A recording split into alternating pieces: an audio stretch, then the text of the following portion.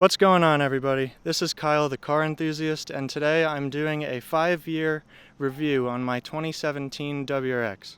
So I bought this car in July of 2017. Right now I have about 31,200 miles. I'm recording this in early September, so it has been a little over 5 years, but I've been wanting to do this right. I want to do it a little bit differently than I see a lot of reviews done, and I actually want to do this categorically. So I'm going to do the engine and transmission.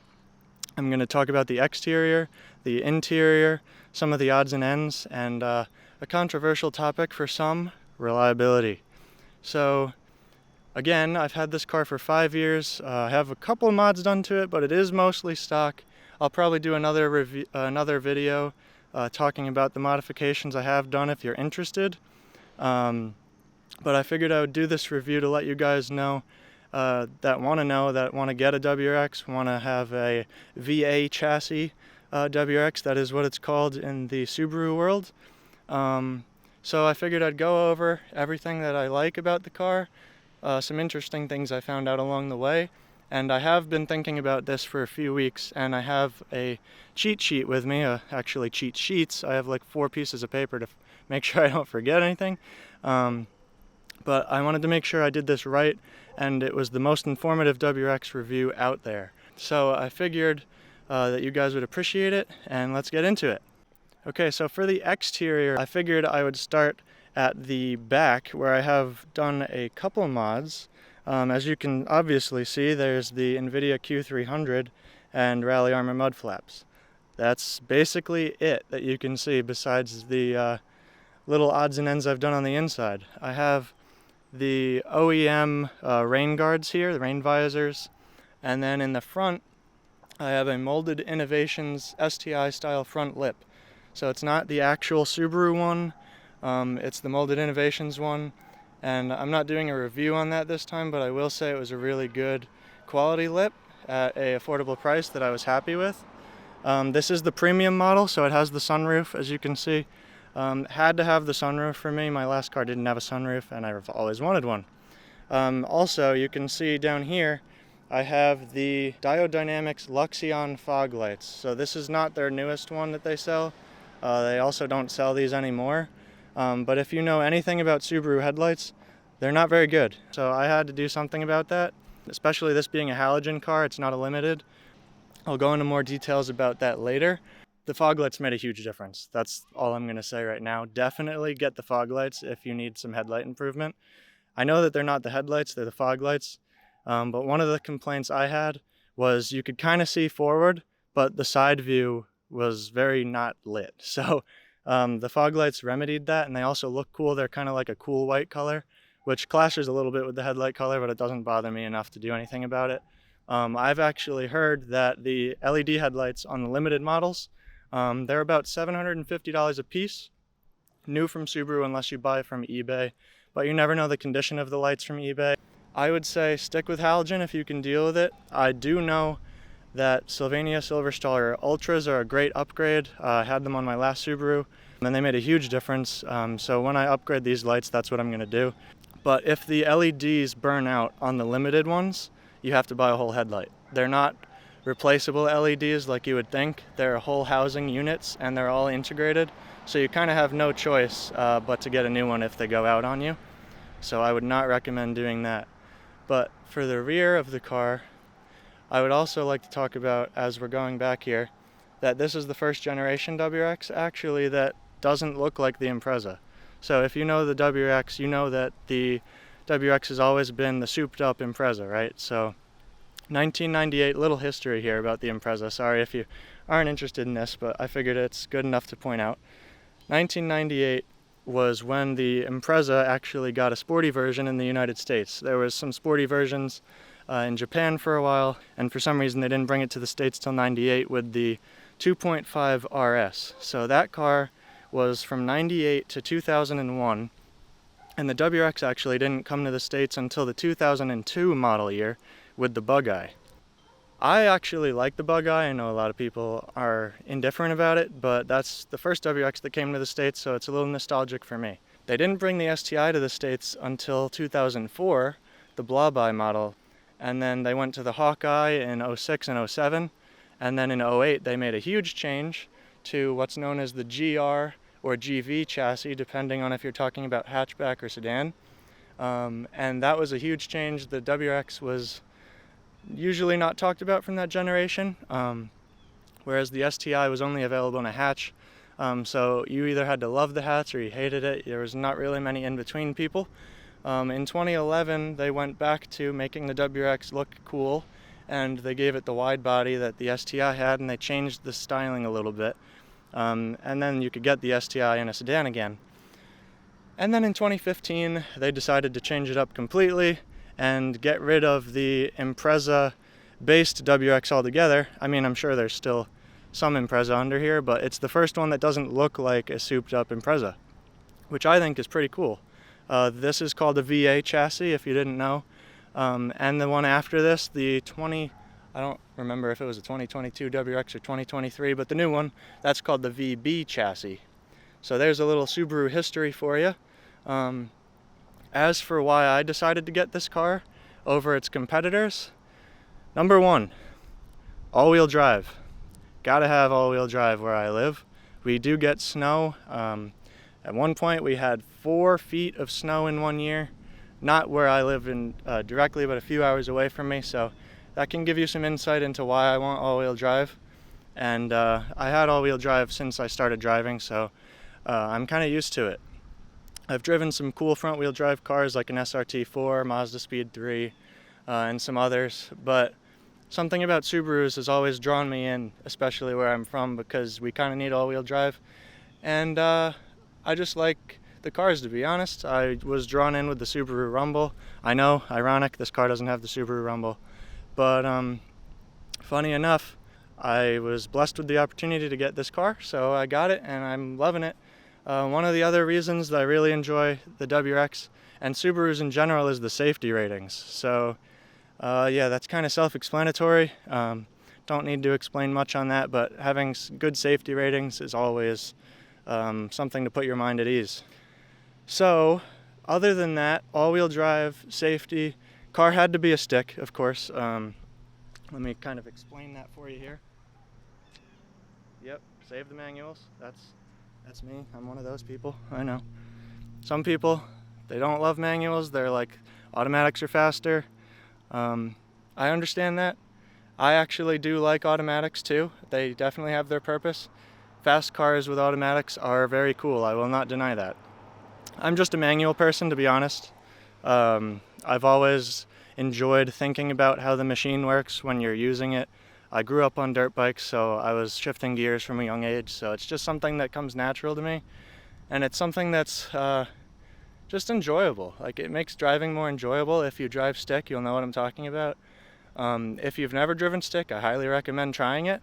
If you don't like it, you don't have to buy a car with a stick. Just try it out, because there's not many cars being sold with a stick anymore. But I'm gonna move on from this tangent. All-wheel drive, stick, good in the winter. Subarus, I always liked Subarus. So those are some reasons why I got it. Also, it doesn't really matter much to me, but MPG. It actually gets better MPG than my old Impreza 2.5i did, funny enough. I know it's largely in part to the direct injection technology in the engine. It makes it a lot more efficient. I actually get anywhere from 25 to 28 miles per gallon on average, depending on how much of my foot's in it. I will also say I have achieved 30 miles per gallon before. I don't do a lot of highway driving. I assume that I would have a lot higher MPG ratings if I did more highway driving, and I can give an update on that if I do ever decide to do a really long highway drive. But I will say what your MPG says on the multifunction display is optimistic. I've had it say 34 MPG before, and it wasn't making 34 MPG, so I don't know why it was saying that. I didn't have it to the instantaneous MPG, I had it for the trip MPG, so it should have been averaged, but I know a lot of cars do not have accurate MPG. You can't really go off of that, you kind of have to do your calculation at the pump. So that's what I do, so these are real MPG numbers that I'm explaining. But that's why I decided to get this car. So that's the background. Besides that, I guess let's go on to what I think about the suspension. So Go to the other side for this so you're not looking at the same side the whole time. If you've driven a older WRX or STI even, and you have any idea what the suspension is like, forget it. This car is very different from the prior cars. My last Subaru was a 2.5i Impreza from 2008, so it didn't even have a rear sway bar. So that car felt like you were floating and you were on a boat. So this car is completely different from that, obviously. I did put a sway bar on the Impreza at the end from the 08 WRX just to help it not make you feel nauseous. But this car has a 20 millimeter sway bar in the rear, and from what I read, 24 up front. One place for suspension of Subarus measured it at 23, but that was a press vehicle, so I'm going to say it's 24. The STI is the same front and rear sway bar wise. This car has 5.8K front springs and 5.2K rear springs. What that essentially means is for every 5.2K on the rear, K being kilograms, it compresses 1 millimeter. So that's usually how people go by suspension stiffness.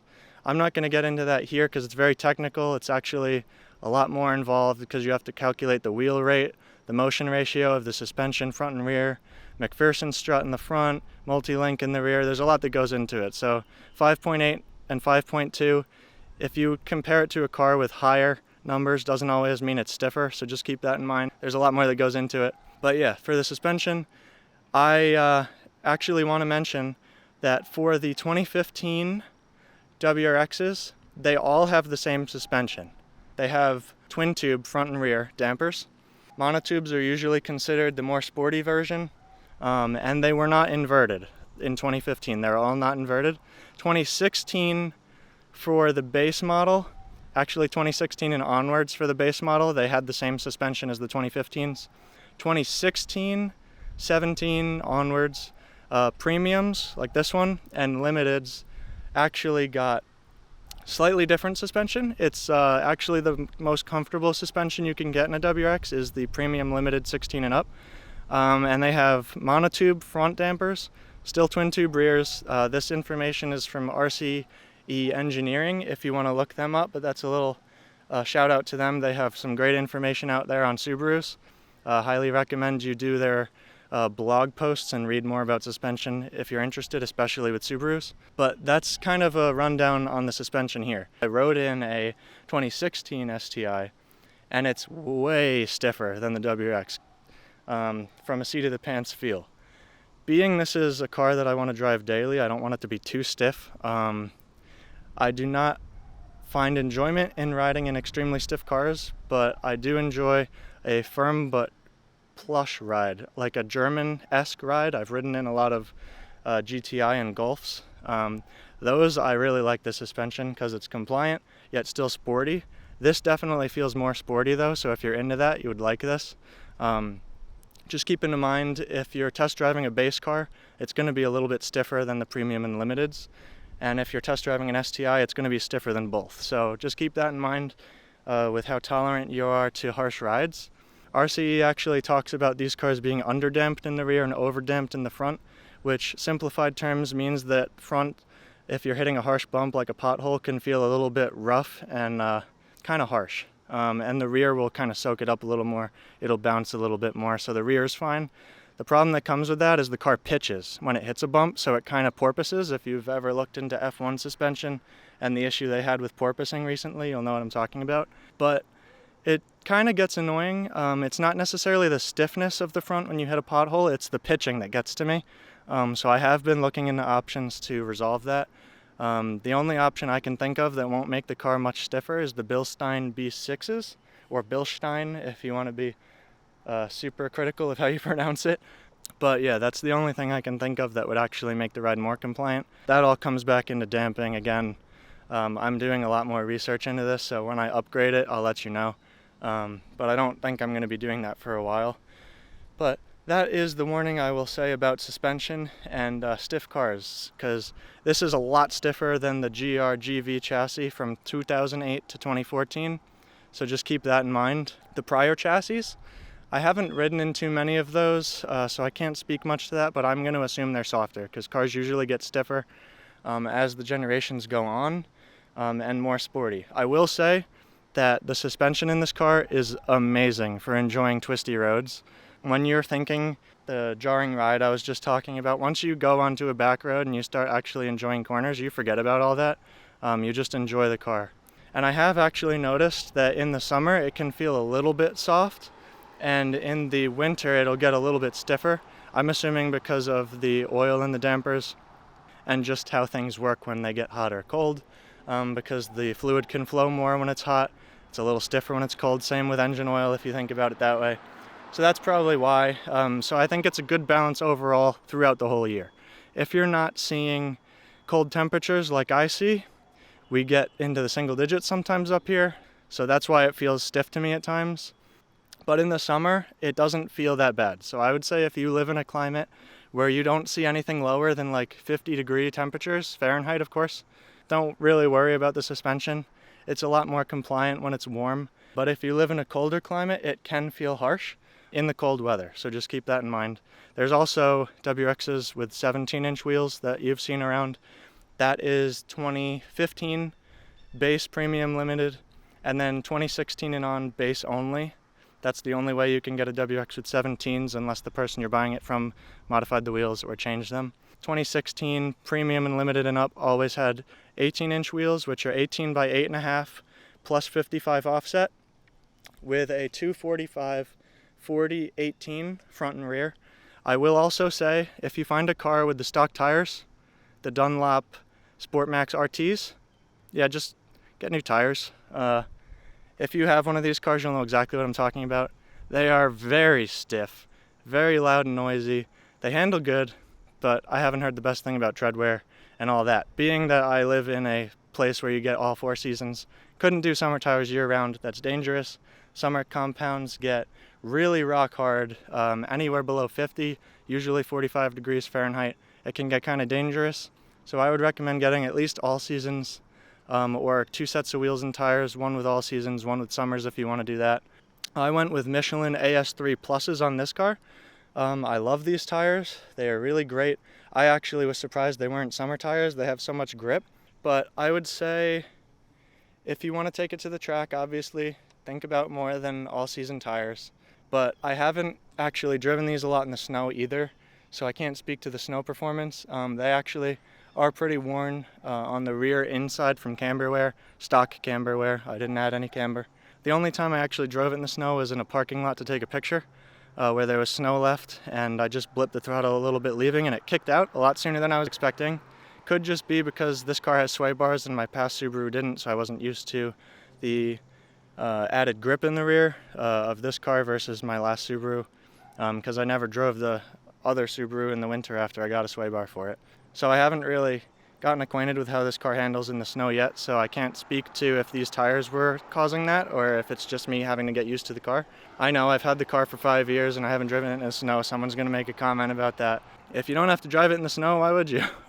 I don't know. I plan to keep this car for like 10 to 15 years, so salt belt, avoid rust at all costs. That's what I'm trying to do here. My last car was disintegrating from rust, so there's why I haven't been driving that much in the snow, trying to avoid as much salt as possible. You can't help it sometimes, but I've been trying, so that's why I haven't driven much in the snow. But that's everything I can think of for the exterior and the suspension. Next we'll go into the engine and transmission.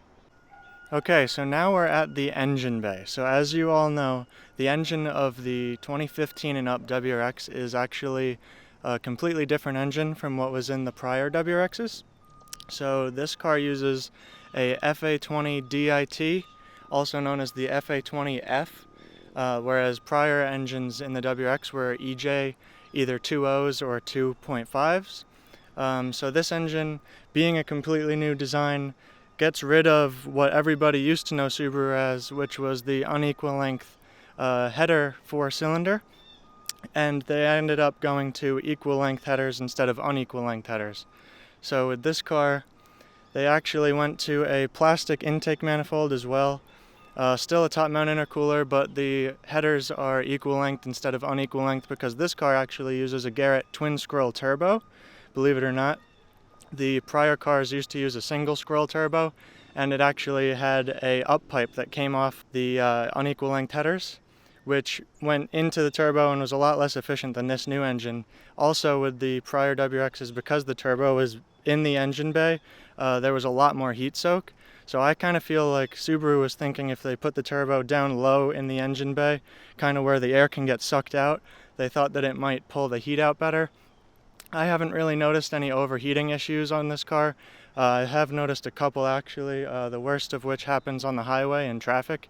I actually will see oil temps get to like the 212, 214 range, where normally the oil doesn't get really above 203 degrees Fahrenheit.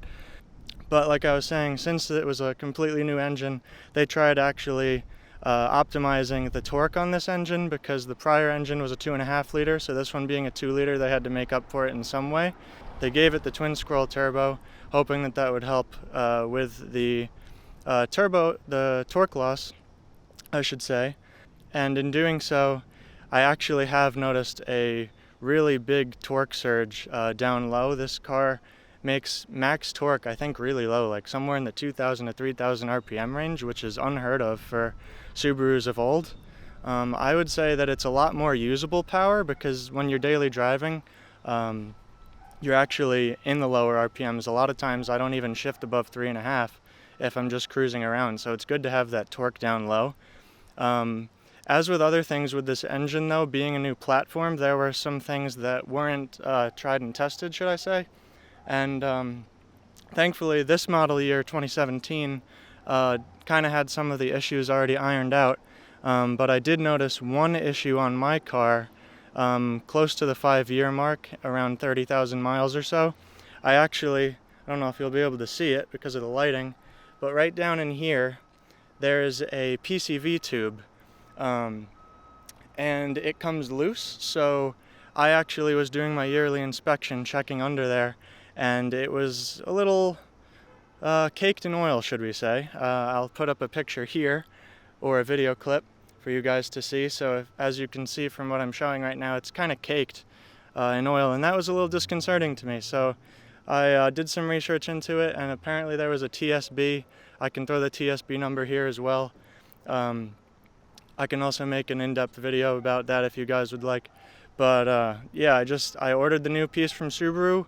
I tried ordering one of their clamps too, but you would have to take the all the headers off, or no, it wasn't the headers, the turbo sump, the radiator, the condenser, and all that you had to take off to get to it. So I ended up just using a normal worm gear clamp, and that's been working fine. I actually think it's better than the Subaru design because it's more than just a one-time use item. But that's most of what I can say for the engine. An odd part about it though was when I first got it, I noticed some hesitation when it was humid.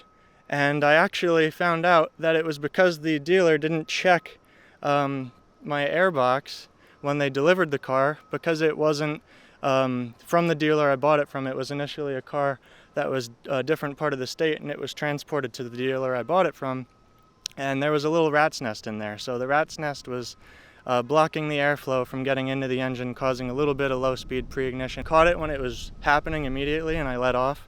Until I was able to figure out what was going on, and once I changed the air filter, I haven't had that issue again. With the top mount intercooler, I'm assuming with a bigger one, the heat soak issues would be resolved even more so. Not that there's much if you're driving the car daily, but if you were to track it, I would say that you would probably want a bigger intercooler, maybe even a bigger radiator, just to keep the whole engine cooler, because we all know engines don't like having a lot of heat in them beyond a certain point.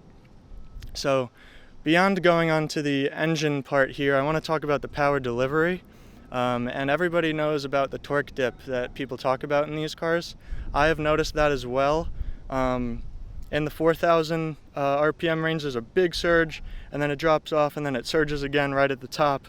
That can get a little bit annoying. I've gotten used to it over the 5 years of ownership. I haven't tuned the car yet, and I'm not sure if I'm going to yet, because I do plan to track this car, so I want to keep it as reliable as possible. I know that that's a controversial topic, if tuning or leaving it stock is better. I have to do a little bit more research on that before I decide what I'm going to do. But considering I want a top mount, I'm probably going to have to tune it at some point to take it to the track, because I want to make sure the temps are as cool as possible before I even think of doing that. So for now, it's what I enjoy on the daily, how you would normally drive a daily driver, not really getting on it a lot. So in terms of other things with the engine, I've noticed that the first couple of years, sometimes you'd be coming to a stop and there'd be a hesitation where the engine would almost bog and it would shake for like maybe a split second and then it would fix. I'm wondering if that was the PCV hose, because I haven't noticed it since I fixed that, but I'll report back if I notice any more issues regarding it. So now I feel like that's pretty comprehensive on the engine. I want to go to the transmission now, since it's attached to the engine and it's kind of in the same spot right here, just behind the engine, of course. And I have noticed some issues with it, but not for the reason you would think. So these cars for a very long time have been known for having temperamental transmissions in terms of what fluid they like to use. If you go on Nasiak, there have been a lot of forums started about what people call the transmission cocktail, where they basically mix a bunch of different fluids together to see what the transmission likes the most. I actually noticed after taking my car in for its 3-year service, it wasn't even close to 30,000 miles. I just wanted to take it in for the 3-year service because I plan to keep this car long term. And I didn't specify what fluid to use in it because I just assumed Subaru would use Subaru fluid, right? No, apparently my dealer did not, and they put in some generic 75 W90, which Subaru in the factory service manual does state is a alternative to the Subaru Extra MT, which they classify more as a 75W80. But it even says in the Subaru manual, using anything other than the Subaru manual transmission fluid can result in some poor performance, which I actually noticed. It was a lot easier to grind third gear, because when you're putting your arm up into third, sometimes you can let the clutch out before your arm reaches all the way up, because it's more of a reach than it would be to second or fourth just pulling it towards you. But I did notice that it was rough. It was rough shifting, and I had no idea why. And it was only after I realized that when I took the car for the 5-year service that they were going to use BG fluid, and I did not want BG. I wanted Subaru OEM. That's why I was bringing it to the dealer. So I specified that I wanted them to use the Subaru OEM stuff. They agreed, of course. They put it in, and I drove it off the lot, and I immediately noticed it was smoother. I figured it was just a placebo of, oh, I got new fluid, it feels smoother. But as I kept driving it, I'm like, no, this is really smoother than it was. The gear shifts were a lot less clunky feeling. I like to consider myself a good stick shift driver, but we all have to admit every now and again, when we're getting a little too casual, we can sometimes grind a little here or there. Thankfully, it doesn't happen a lot with me. I can't speak for other people driving, but I've actually noticed it's a lot more buttery, I guess you could say, like there's oil in the transmission, like you'd expect. So I would highly recommend, if you have one of these cars and you're not sure what fluid's in it, just get it from Subaru, have them put the right stuff in it, and sadly, you cannot get this fluid yourself. You have to get it from Subaru unless you want to buy a 5-gallon jug for like $500 or something ridiculously expensive. So the only way you can really do it the right way is to bring it to the Subaru dealer, sadly enough. Me being a DIY guy, I understand how frustrating that is, having to bring your car to the dealer and have the downtime and everything, and trusting other people to work on your car. I know some of us enthusiasts specifically have an issue with that, but sometimes you just got to do what you got to do, I guess. Otherwise, with the transmission, one cool thing to note with the 2015 WRXs from any prior generation WRXs, this car comes with a 6-speed. It's basically the 5-speed with an extra gear, so I don't really know how much improvement they've done, but if you know anything about past Subaru 5-speeds, a lot of people say that they're kind of weak, and knowing this, I've owned this car being very ginger with how I shift it. I don't power shift it, I don't launch the car, I don't do any of that stuff, so I'm trying to keep it as reliable as possible. And being that I want to track the car and not drag the car, I'm okay with taking a little bit longer when I'm shifting. Just something to be wary of if you don't know much about these cars and you're just getting one or looking to get one from this review. Just keep in mind that the transmissions don't like to be beat on too much, so just be very careful. Don't worry about it like a ton, as long as you're a good driver and you're somewhat conscious of mechanical sympathy, and you kind of enjoy just thinking about how the car works as you're driving, you'll be fine. I would recommend, if you're not sure if you're going to be a good stick driver, just be very careful in the beginning if this is your first manual. Otherwise, on the fact of shifting the car, I would also say that it's a little bit of a learning curve. I learned stick shift on a rear-wheel drive Jeep Wrangler, so it was a complete change coming from a rear-wheel drive Wrangler to an all-wheel drive car. And specifically with this car, it also has a little bit of Rev Hang. So if you know what that is, it's basically an emissions thing that's happened in the past couple of years with cars, where you, say, get up in the RPMs in first gear, you shift off, you expect the RPMs to drop. That doesn't always happen. Sometimes it will if you're really low in the RPMs, or you're really high up in the RPMs, it can be a little smoother. But if you're just up to, say, 2,000–3,000 RPM and you go to shift, there is a little bit of rev hang, so if you let the clutch out too fast, it'll kind of jolt you forward and you'll know that you did something. But just be wary with that.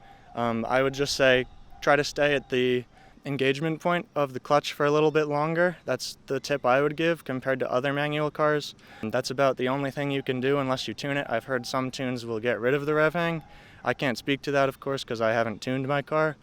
But that is kind of the most annoying thing I would say about driving the car is the rev hang. I'm not even that upset about the torque dip because it's kind of fun having two power surges, but the rev hang can get annoying, especially if you're just trying to drive the car smoothly, because you have to hold your leg at a very awkward angle sometimes for longer than you would like to. So just keep that in mind. Other things regarding the transmission, this is not the 6-speed that is in the STI, it is a different one. So it's not as robust as that one. So the STI has a different transmission with a driver-controlled center diff that you can change how much power is going to the rear wheels versus the front wheels. So just keep that in mind. You can't do that with this car. But yeah, that's everything I have to say with the transmission and the engine. Okay, on to the interior. So if you can see here, when I put my key in, I turn the ignition on. Let's get this focused. There you go. See the white needles and the red background? On the 2018 and up WRXs, it's actually different than this. So they'll have a alternating red and white background and a red needle. I actually really like the red background with the white needle, which is why I went with the 17 over the 18, or one of the reasons, because I did have the opportunity to look at an 18 and a 17 at the same time. I'll get in a little bit more of the differences between the 2 years, but that's one difference to keep in mind. Also, the multifunction display right there, I believe is also different in the 18 and up models, and the head unit is different through many generations. Not generations, years, my bad. 2015 base model cars came with something that resembled the prior generation base model Subarus with like lots of buttons. It looks like a normal single DIN, but it takes up 2 DIN spaces.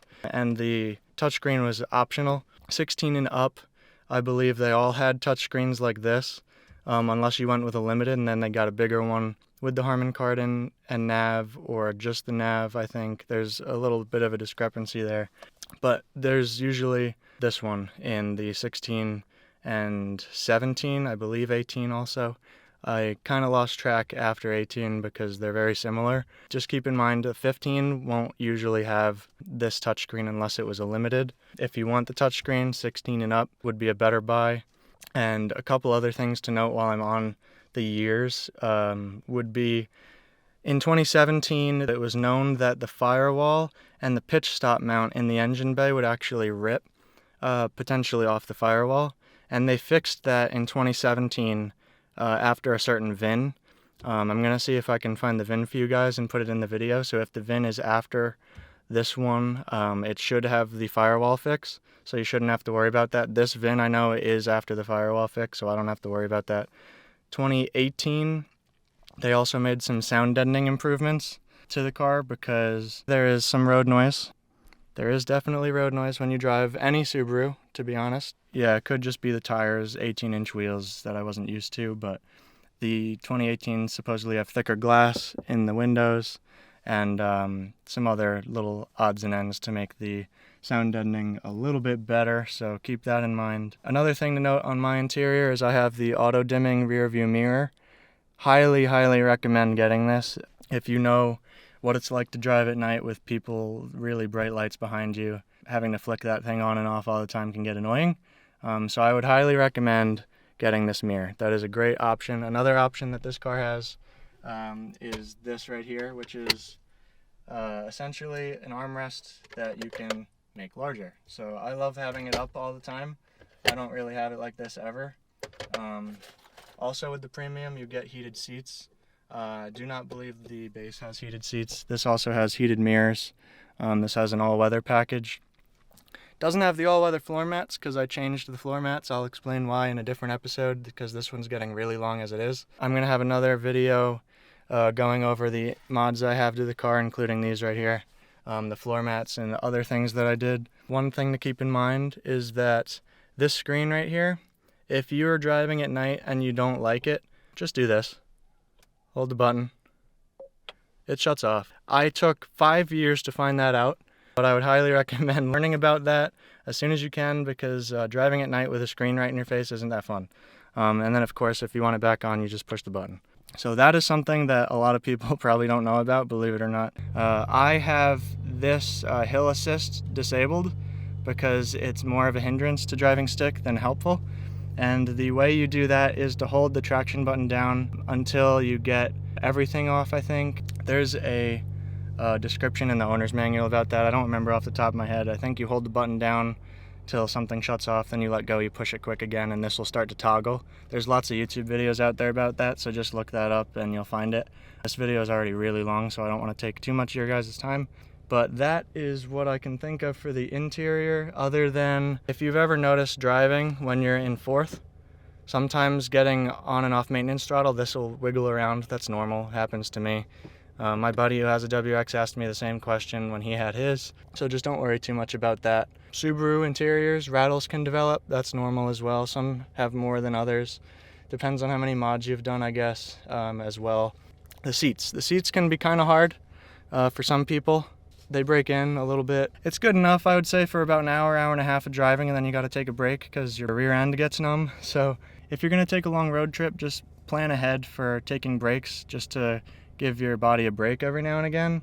The last thing I want to mention with the interior before we move on to reliability and finally odds and ends is the audio quality. For those of you that have had a Subaru before, you'll know that Subarus don't have the best audio quality. This is no different. I would highly recommend taking a look at audio options.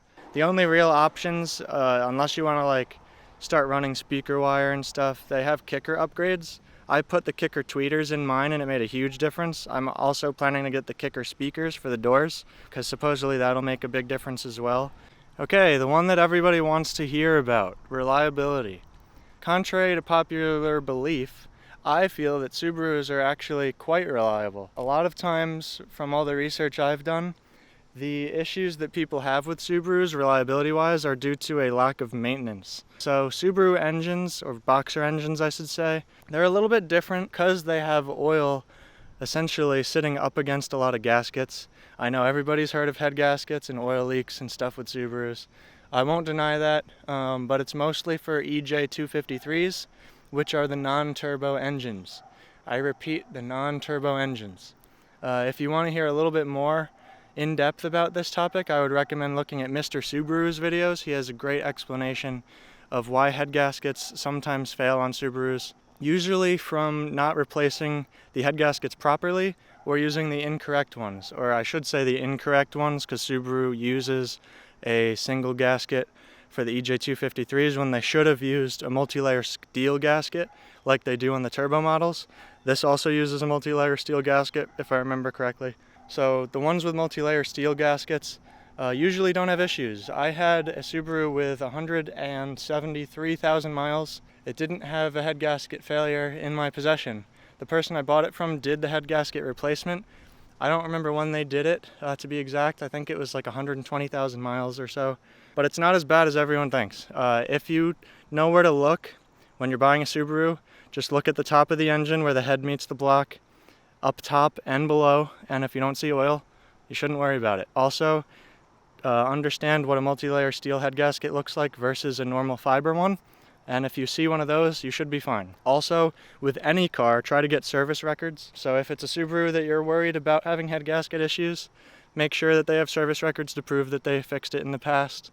or if they haven't done it within, I think it's 8 years, 80,000 miles or something like that, use that as a negotiating point because it might need head gaskets. The other thing that I would have to talk about reliability-wise with these that you don't really have to worry about anymore is timing belts, because this doesn't use a timing belt, this uses a timing chain. Chains last a lot longer than belts usually. I actually haven't seen any WRX out there need to replace a chain yet, so I'm sure there will be a time where they need to replace the chain, because I know a lot of Volkswagen Audi products have chains and they have to replace those. So it's probably a matter of time before you start seeing people have to do it. Instead of every 80,000 miles on the past Subarus is a lot better, so I wouldn't worry too much about that. As for other parts of reliability, there hasn't been that many years with this particular car being out, the FA20 engine. Believe it or not, actually, the first car to get the FA20 engine was the 2014, I believe, Forester XT.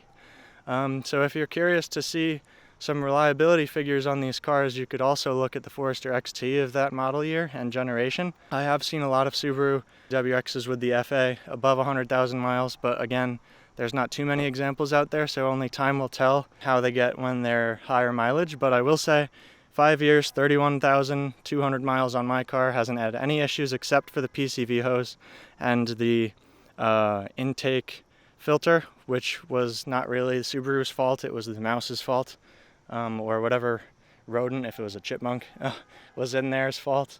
But other than that, I would say kind of get a feel for the owner if you're buying it from a third party. If it's a dealer, you can't really do that, but if it's from an actual individual, just get a feel for them, and you'll kind of know if they did their service records properly or not by their body language and seeing what service records they actually have. So just use your common sense about the feel you get with the seller of the car and the general condition of the car. If the car looks pretty beat, don't expect it to be super reliable. This is pretty much goes for any car. So if you find someone with good records, details it, takes good care of it, has good parts on the car, replaces it with OEM stuff, doesn't have too many mods depending on how mod-averse you are, I would just say use common sense regarding that. But in terms of reliability, when the cars are well taken care of, they're perfectly fine. Yeah, so that's all I really have to say about reliability. Now, on to the last part of the video. Okay, so lastly we're going to talk about the odds and ends. So I will say, when I first bought this car, there were a few things I wish Subaru had told me when I got it to keep an eye out for and not worry about. So I'm going to tell you guys. So when I first got the car, this probably applies more to new vehicles, straight from the dealer, but they sprayed some undercoating on the car to protect it from rust, obviously. So when I had it parked, I would come back out in the garage and I would see a little drip. It was coming from the rear differential area on my car, so I was like, oh boy. But it wasn't the diff fluid. I brought it to the dealer. It was only after 100 miles or two that I had on the car, and they said it was just the undercoating. So if you see drippage when you first buy it, you can verify with your dealer, but it's most likely that. The other thing I've noticed is when you stop driving the car, after about 5 hours, the engine and the evap system will actually make some noise. So it'll sound like an electrical buzzing. That's nothing to worry about so long as it stops within a few minutes. It's just the evap system working to get gas tank fumes where they need to be for emissions purposes. So don't worry about that. That's one thing I wish that the dealer told me when I got it. But other than that, there's not really too many other things to worry about. I will say the car had horrible drone with the stock exhaust, so keep an eye out for that. You have to kind of drive the car to know what I'm talking about, but it kind of goes right through your head and gives you a headache after a while. So I ended up getting the NVIDIA Q300. It's one of the quietest exhausts you can get, but you can hear it. It doesn't draw too much negative attention or anything like that. It's pretty quiet for what it is, but you can get on it and you can hear it. I'm going to do a separate video for the exhaust video of this car when I get a mic extension so I can get it closer to the exhaust so you can hear it better. But I'll give you a little rev at the end of this just so that you can kind of have an idea of what it sounds like. But it did improve the drone, I would say.